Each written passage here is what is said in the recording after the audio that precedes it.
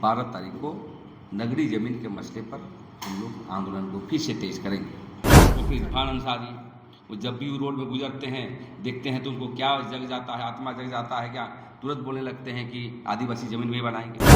और इसमें सब दोषी हैं, एक मुख्यमंत्री दोषी नहीं होता है, उसे कांग्रेस पार्टी को भी बोलना पड़ेगा और उनके गठबंधन में जो जितने भी मुक्ति मोर्चा के जो हैं, जो मंत्री विधायक सभी लोगों को जो नगरी के पक्ष में नहीं है, उसको हम लोग प्रतिवाद और विरोध करने का काम करेंगे। आज की ये प्रेस वार्ता हमारा नगरी जमीन बचाओ संघर्ष समिति के तत्वाधान में ही रखी गई है और मुख्य मुद्दा जो है हमारा जो नगरी गांव के खेत जो हैं, गांव भी जो बस्ती है और जो खेत हैं, उससे जुड़ा हुआ ये मामला है। और वैसे तो अधिग्रहण 1900 आपका बताते हैं 54-55 का है, मगर उस समय भी जब ग्रामीणों ने, नगरी ग्रामवासियों ने जब उस परियोजना का, जो कृषि विभाग से जुड़ा हुआ जो परियोजना का विरोध किया था, तो उसको स्थगित कर दिया था, प्रक्रिया नहीं उसकी आगे बढ़ी थी। और इसीलिए जब झारखंड बनने के बाद में आपका जब रिंग रोड के लिए 2007-8 में जब अधिग्रहण की बात आई नगरी के ज़मीनों का, खेतों का, तो उस समय भी जब कागजातों को ढूंढा गया, पलटा गया, तो कोई अधिग्रहण का कोई भी कागजात नहीं मिले थे। 2011 में आपका लॉ यूनिवर्सिटी के लिए भी जब अधिग्रहण हो रहा था, उस समय भी नगरी वासियों ने इसका विरोध किया था, अन्य लोग भी इसमें जुड़े थे, आंदोलन एक ज़बरदस्त चला था।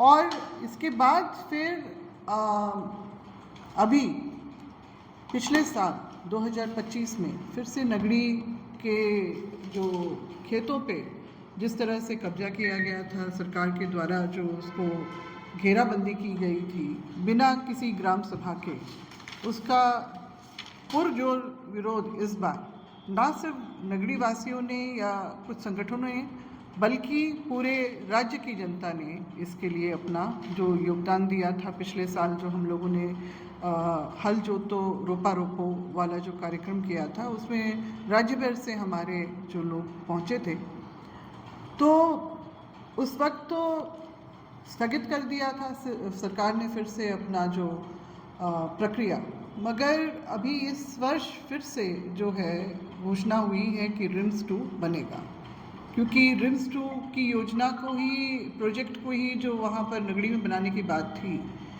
तो ये संशय की स्थिति बनी हुई है और हम लोग भी सब आशंकित हो जाते हैं जब भी इस तरह की बात उठती है कि अब रिम्स 2 कहाँ बनेगा। तो इसीलिए हम लोग ने निर्णय लिया है कि कुछ एक जो समस्याएं जो बहुत पहले से चली आ रही है 2012 से, कि बस्ती, जो नगरी बस्ती है, जो गांव है और जो खेत हैं, उनकी जो रसीद जो है 2012 से नहीं कट रही है। तो ये एक बहुत बड़ा एक टेक्निकल जो ग्लिच आ रहा है बार बार, तो उससे लोग आशंकित हो रहे हैं कि ये कहीं ना कहीं अधिग्रहण के घेरे में सरकार कभी भी ले सकती है। तो हम लोग चाहते हैं, हम लोग माननीय मुख्यमंत्री जी, उनसे हम लोग का ये आग्रह है, निवेदन है और ये मांग भी है कि नगरी के खेतों को बचाने के लिए और वहाँ के लोगों को, क्योंकि उनकी जीविका भी इससे प्रभावित होने की बात है, जो एक धरोहर है हमारा, क्योंकि उन खेतों में हमारे सामाजिक व्यवस्था की भी ज़मीन है, तो इसलिए चाहते हैं हम लोग, हमारी मांग है सबकी कि नगरी के जो है रसीदें फिर से कटना शुरू हो, खेतों के भी और बस्ती के भी, तो ताकि लोग आश्वस्त रह सके कि हमारी जो ज़मीन है हमारे पास ही रहेगी। तो ये जो मामला जो है, इसको लेके ही हम लोगों ने 12 जो अभी मार्च 2026 को विधानसभा के पास जो कुटे मैदान में जो धरना स्थल है, वहाँ पर हम लोग धरना प्रदर्शन करेंगे 1 दिवसीय, और शहीद मैदान पे सभी लोग जुटेंगे। जितने भी लोग इस धरना प्रदर्शन के कार्यक्रम में आना चाहते हैं, वो लोग 11 बजे तक जो है ये शहीद मैदान जो है आपका, वहाँ पर जमा हो। वहाँ से हम लोग पैदल मार्च करते हुए धरना स्थल तक जाएंगे और फिर अपनी जो मांग को लेके जो है दिन भर हमारा कार्यक्रम जो है धरना का वो जारी रहेगा 4 बजे तक। तो हमारा आग्रह है आप लोगों के सभी के चैनल के माध्यम से कि ज़्यादा से ज़्यादा संख्या में इस धरना प्रदर्शन में जो है अपनी एकजुटता का प्रदर्शन करने के लिए शामिल हों, ताकि जो हमारी ज़मीन है, जो बहुमूल्य ज़मीन है, हमारी जो धरोहर है, उसको हम लोग बचा सकें। और इसके अलावा हमारे राज्य में अभी भी ज़मीनों का जो है मामला बहुत ज़बरदस्त चल रहा है। जो अवैध कब्जा जो हमारे ज़मीनों का हो रहा है या हो चुका है, दखल दिहानी के मामले बहुत पुराने समय से चले आ रहे हैं। तो हम लोग चाहते हैं कि उसका निराकरण करने के लिए सरकार जल्द से जल्द कठोर कदम जो है, कारगर कदम जो है इस दिशा में उठाएं। देखिए, तो हम लोग कहेंगे ठीक है, वो उन्होंने भावुक एक पोस्ट किया, मगर अब जब नगड़ी की बात आई, पिछले साल ही गुरुजी का देहांत हुआ है और साथ ही साथ नगड़ी का भी मामला चल पड़ा। उससे पहले सिरमटोली का मामला हुआ था, जो हमारी आस्था का केंद्र है। आज से नहीं, 70 के दशक से ये शुरुआत हुई थी, जिसमें बाबा कार्तिक राव ने इसमें पहल की थी और समाज के अन्य सामाजिक अगुवा भी इसमें शामिल हुए थे। तो 25 में हमने देखा सिरमटोली हमारे हाथ से गया, रैंप वहाँ पर उतारा गया। उसके बाद नगड़ी जो है उसका भी मामला आया। इसके अलावा जो लापुंग में भी जो कई एकड़ जो ज़मीन का भी मामला है, जिसमें मासूम और निर्दोष ग्रामीणों को उसमें टारगेट करके उसमें जो जेल पहुंचाया गया, उनको केसों में फंसाया गया। इसके अलावा बेड़ों में भी जो हमने देखा है, जिस तरह से सन्ना स्थल का मामला को जिस तरह से उलझाया गया और लोगों को प्रताड़ित किया गया, ये सारी चीज़ें जो है मुख्यमंत्री जी के कहीं ना कहीं उनके इरादों से मैच नहीं करती, उनकी बातों से मैच नहीं करती। तो ये बहुत तकलीफ़देह बात है और हम लोग इसीलिए हम लोग चाहते हैं कि इसमें लोगों को, अगर आप उनके विरासत को, क्योंकि 5वीं अनुसूची का राज्य का जो दर्जा हमें यूं ही नहीं मिला है, हमारे पूर्वजों के बलिदान के बाद जो है अंग्रेज़ों ने भी इस बात को समझा और आज़ादी से पहले जिस तरह से अनुसूचित क्षेत्रों को जो चिन्हित किया गया और जो नियम कानून बनाए गए और जो भारतीय संविधान ने भी उन्हीं सब चीज़ों को जो है अपने 13(3) का अनुच्छेद में जो जगह दी, मान्यता दी। उसके अलावा जो 5वीं अनुसूची, 6वीं अनुसूची का जो निर्माण अनुच्छेद 244 1 और 2 के अंतर्गत किया गया, ये स्पष्ट संदेश है कि जो राज्य सरकार है, जहाँ पर भी हमारी जो इस तरह के चिन्हित क्षेत्र हैं, अनुसूचित क्षेत्र हैं, उसमें जो हमें विशेष प्रावधान के तहत हमारे जो परंपराओं को, हमारी जो विरासतों को संरक्षण मिलना चाहिए। तो ये इस बात को राज्य सरकार को बिल्कुल खुले तौर पे और स्पष्ट रूप से इसको समझना चाहिए कि संविधान भी क्या चाहता है, हमारे लिए आदिवासियों के संरक्षण में क्या काम करना चाहता है। हाँ बिल्कुल, पिछले दिनों बैठक हुई थी नगरी के ग्रामीणों के द्वारा और सर्वसम्मति से वहाँ प्रस्ताव पारित हुआ था कि हम लोग 12 तारीख को नगरी ज़मीन के मसले पर हम लोग आंदोलन को फिर से तेज करेंगे। क्योंकि देखिए, आदिवासी स्टेट है और हेमंत बाबू को हम लोगों ने बहुत जद्दोजहद के साथ उनको वोट देकर जितवाया, लेकिन जैसे कुर्सी में बैठते हैं वैसे आदिवासी मुद्दे को भूल जाते हैं। हम लोग कभी भी विकास के विरोधी नहीं है, यहाँ बनना चाहिए, रिम्स बनना चाहिए, रोड बनना चाहिए, लेकिन बहुत ज़मीन है यहाँ पर, जहाँ पर कृषि योग्य ज़मीन है वहाँ पर बनाने के लिए उतारू हैं। उनके मंत्री आनंद खान में बात करते हैं, डॉक्टर इरफान अंसारी, वो जब भी रोड में गुजरते हैं देखते हैं तो उनको क्या जग जाता है, आत्मा जग जाता है क्या, तुरंत बोलने लगते हैं कि आदिवासी ज़मीन में बनाएंगे। तो मेरे कहने का मतलब है, हम लोग बिल्कुल ही नियम संगत काम कर रहे हैं। अब तो पेशा कानून भी लागू हो गया, पेशा कानून की सहमति हमको लेना है, 3 महीने के अंदर लागू होना है, लागू हो गया है।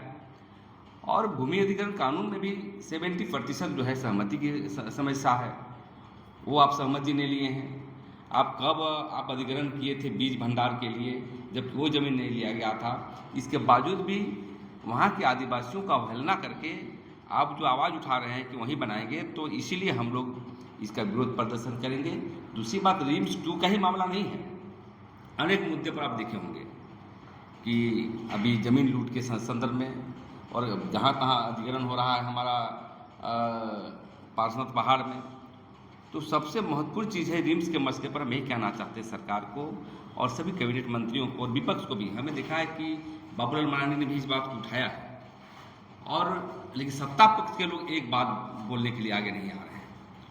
मतलब आदिवासी स्टेट, मूलवासी स्टेट, और यहाँ पर सबसे ज़्यादा हरास जो है आदिवासियों का होगा, जमीन लूटी जाएगी। तो हमें लगता है कि सरकार को ज़्यादा सोचना चाहिए। अभी बिहार देखिए, हाल में वहाँ पर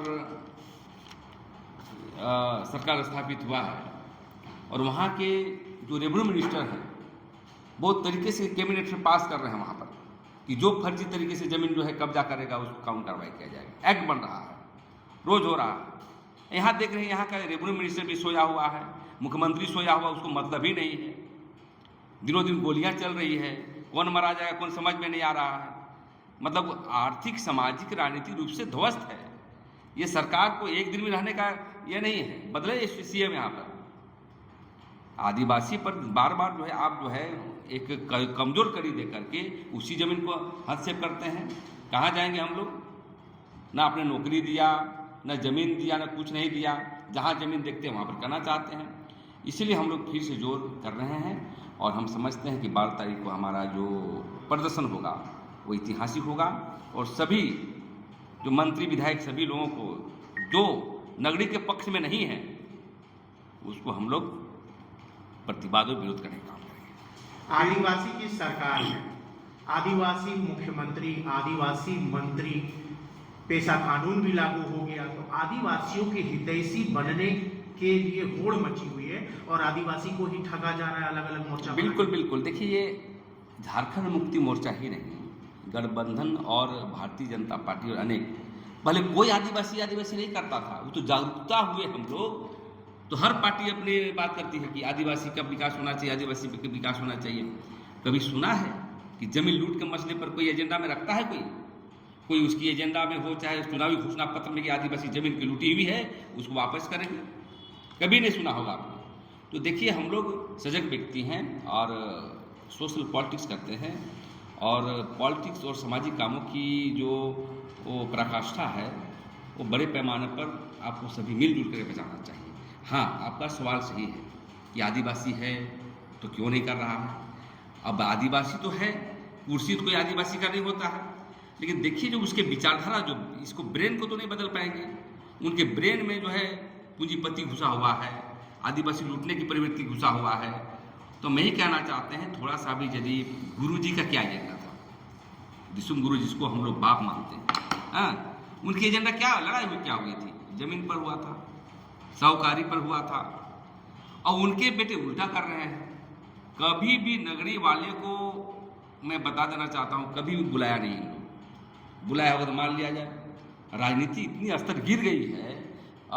जो 1989 के तहत देखते थे कि जो भी प्रदर्शन होते थे सीएम बुलाया करता था कि आइए, क्या बात है। यहाँ तो तानाशाह की तरह काम कर रहा है। तानाशाह मतलब मैं जो कह रहा हूँ वही सही है, मैं जो सोच रहा हूँ वही सही है, जनता कहीं जाए। और इसमें सब दोषी हैं, एक मुख्यमंत्री दोषी नहीं होता है, उसे कांग्रेस पार्टी को भी बोलना पड़ेगा और उनके गठबंधन में जो जितने भी मुक्ति मोर्चा के जो हैं एक भी संवेदनशील नहीं है। देखिए जनता जाग रही है, आदिवासी पहले से जगह है। अब ऐसा ना समझे कि आने समय लोकतंत्र जो है बहुत आगे बढ़ेगा और ऐसे ऐसे जो आदिवासियों के लिए काम नहीं करते हैं उसको उखाड़ के फेंक रहे हैं। 12 मार्च को जो विधानसभा घेराव है किसके द्वारा, आह्वान किसके द्वारा किया? आह्वान है नगरीय जमीन बचाओ संघर्ष समिति का आह्वान पर है। हम लोग सभी समर्थन कर रहे हैं, गीता सिंह मैम समर्थन कर रही है, हम लोग का संगठन मदद कर रहा है, इनके अनेक 20-22 संगठन जो है मदद कर रहा है। और जहाँ तक जमीन आदिवासी के मसले पर होगा हम लोग चट्टानी एकता के साथ प्रतिवाद स्तर के लिए, जैसे IIT, ट्रिपल IIT, IIM तमाम चीज़ों के लिए। लेकिन यही सरकार जो मुखिया हैं जमीन के चलते ही जेल जाते हैं। हाँ बिल्कुल बिल्कुल, ये बहुत दुर्भाग्यपूर्ण की बात है कि आप एक तरफ आपकी बातों से ये होता है कि छोटे लोगों को भूमि जमीन में जो है आप डिमोलिश करते हैं, लेकिन आप देख लीजिए यहाँ पर पर्स में उसको डिमोलिश क्यों नहीं कर रहे हैं। और दूसरी बात है नगरी में जो किया गया था 2011 के अलावा 2013 से लड़ाई शुरू हुई और 2013 में जो भूमि अधिग्रहण कानून है उसमें लागू हो गया था। और जब लागू हो गया था तो उसमें जितने भी एक्ट हैं उसको शामिल नहीं किया गया। और पुराना जो 1800 कितने का है जो भूमि अधिग्रहण कानून 94, तो जब ये आ गया तो खत्म हो गया, उसकी कोई अस्तित्व नहीं है। लेकिन देखिए मनसा इनको ठीक नहीं है, कानून और नियम तो एक अलग चीज़ है। मनसा आप क्या चाहते हैं, राजनीति का ही प्रकृति थोड़े है जी कि जनता जो हित क्या हित चाहता उस पर बात करना चाहिए था।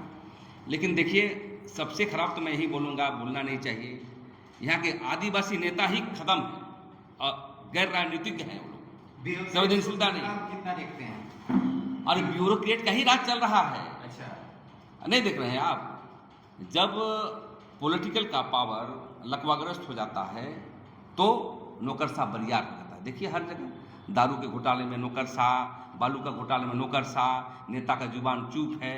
हाँ, डीएमएफटी का पैसा 40 हाँ वो हर जगह आता है उस पर, हाँ आता है उसके लिए। टीएसपी के अलावा जो डीएमएसपी बोल रहे हैं जो 40,000 करोड़ का घोटाला हुआ है, बोकारो में हुआ है, हर जगह हो रहा है। तो ये सभी मुद्दे को भी हम लोग अभी आज जमीन का लड़ रहे हैं। इस सभी पैमाने पर जब बड़े पैमाने पर हम लोग बैठेंगे तो संपूर्ण विभागों के लिए हम लोग लड़ने का काम करेंगे।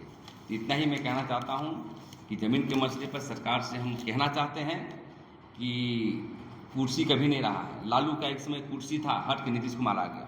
हाँ, सोचता था कि हम 20 साल राज करेंगे। तो मुख्यमंत्री का कुर्सी हमेशा नहीं रहता है। आपको जो है आदिवासियों और झारखंड वासियों के लिए विभिन्न मुद्दों को लेकर के जो ज्वलनशील है उसका समाधान करने का काम करना चाहिए, तभी जो है खूबसूरती होगा लोकतंत्र का, अन्यथा हम लोग मारे जाएंगे। लाइव लगातार के वीडियो को लाइक करें, सब्सक्राइब करें और बेल आइकन को दबाना न भूलें।